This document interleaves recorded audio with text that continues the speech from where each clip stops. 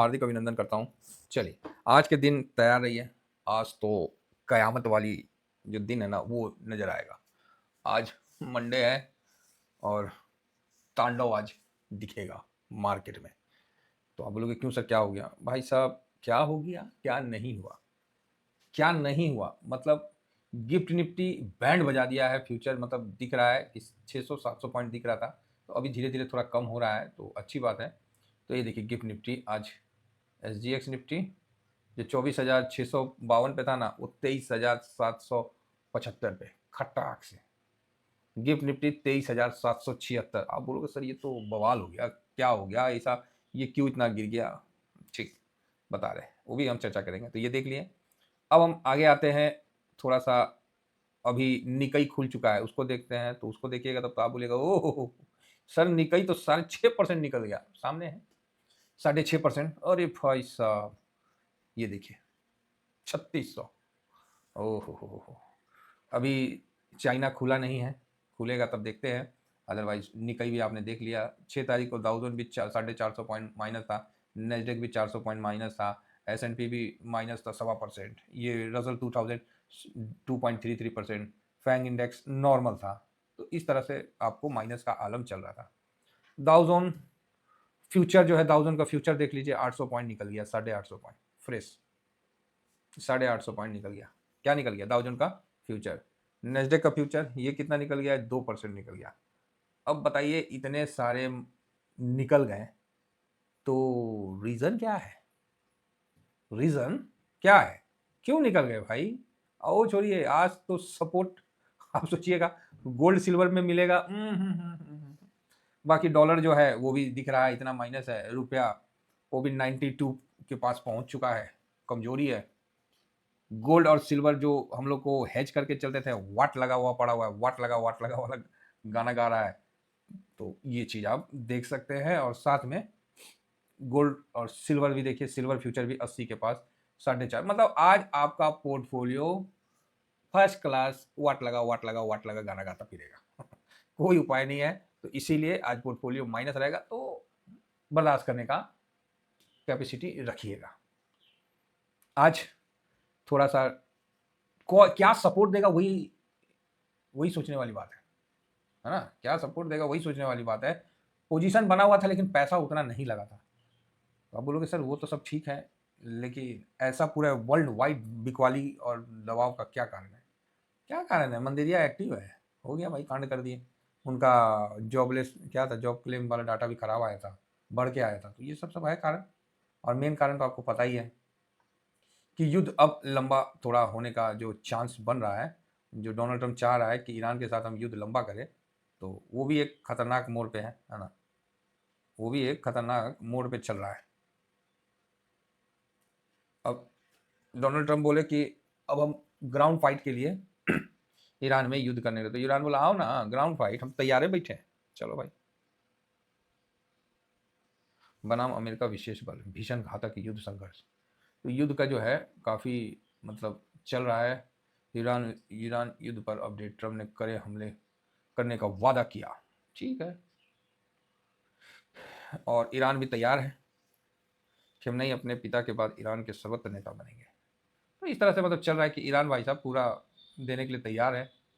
तो अच्छी बात है। ये युद्ध गहराता हुआ दिखेगा। और ट्रंप साहब के पैक पैक बोलने के कारण और ज़्यादा हम लोग का मार्केट गहराता हुआ दिखेगा। तो ट्रंप तो चाह ही रहा है कि इस प्रकार का मतलब हो।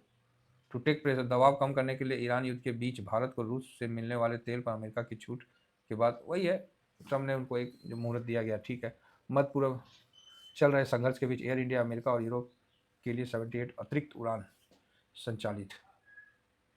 वही है, और कुछ नया नहीं है, कोई अपडेट नहीं है। बस जो ट्रंप साहब ने बोला कि अब मतलब हम ग्राउंड लेवल में फाइट करेंगे, ये सब बोला, तो उसी के कारण मार्केट और ज़्यादा पैनिक में आ चुका है। और जो सबसे बड़ा रीज़न है, अब हम उसको भी दिखला देते हैं। तो वो है, कहाँ गया, एक मिनट, वो है ब्रेड। ब्रेड देखिए 85 पे क्लोजिंग था, 108 चला गया। सबसे बड़ा रीज़न ये था ब्रेंट का 108 पहुंच जाना। ये 85 पे था तो हम लोग का न्यूट्रल रखे थे, 85 से खुला ही है 108। अब हम क्या करें बताइए? हम यार आप क्या कर सकते हैं, आप देख सकते हैं कि इस जगह चल रहा था, अभी खुला ही है 109 108 पे, 85 से ये देखिए यहाँ खुला हुआ है, कोई क्या कर सकता है। तो एक दिन में 18% का जंप आप देखिए, ये देखिए भाई साहब कोई क्या करेगा, आप ही बोल दीजिए। ऐसी स्थिति में हमको आपको पेशेंस के साथ इसको निकालना ही पड़ेगा, ये चीज़ आप मानिए नहीं मानिए, निकालना ही पड़ेगा, समझ गए हैं। हाँ तो समझना ही जरूरी है। 109 हो गया, 17% 18% एक दिन में भाग गया, तो कहाँ से होगा। तो मेन जो है आपको सीधा संक्षिप्त में अगर हम कहना चाहें कि इसका चाहे मतलब एक अमेरिका इजराइल की कार्रवाई के बाद ये ख़त्म नहीं हो रहा है ईरान का मैटर, ये और ट्रम्प के कहने से और बढ़ रहा है। और ग्लोबल मार्केट में रिस्क का माहौल तो भाई साहब आप देख ही रहे हैं, जो वर्ल्ड के लिए सब भारत छोड़ के सऊदी जाता था वही बम मार दे रहा है, बोरा लो लो बम खाओ।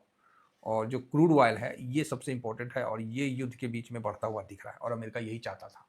$60 से $109 आ गया, 85 से 109 आ गया। अमेरिका यही चाहता था कि जो स्टेट ऑफ हार्मोन में प्रॉब्लम क्रिएट कर दे, इधर बंद हो जाए, और अमेरिका फिर अपना जो वेनेजुला वाला तेल है वो सप्लाई करे, ऊंचे रेट पे करे, जिससे क्या है कि उसका डेट टू जीडीपी जो है वो कम हो, समझ गया ना। तो इसलिए वो चीज़ अमेरिका कर रहा है, और वो युद्ध मतलब कंटिन्यू रखने के मोड में चला गया है।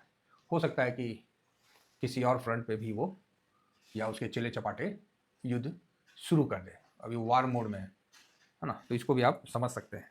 तो ठीक है, तो बाकी ब्रेंट आपके सामने है, 85 से 109 चला जाना मार्केट को एकदम बहुत बड़ा मतलब झटका लगा है, और रुपया तो कमज़ोर हुआ ही हुआ है, और इसको मतलब क्या बोलिएगा, डॉलर के मुकाबला आपको सामने ना है। और कुल मिला के युद्ध का डर, तेल का महंगा होना, रुपया का कमज़ोर होना, और FIS तो पैसा निकाल ही रहे हैं, ये 4 फैक्टर आज आपको गिफ्ट निफ्टी की मजबूती की वाट लगा दी। सभी सपोर्ट रेसिस्टेंट को धजियां उड़ा के नीचे की तरफ चल रहा है। तो करना क्या है, कुछ नहीं करना है, थोड़ा बर्दाश्त करना है, ठीक है।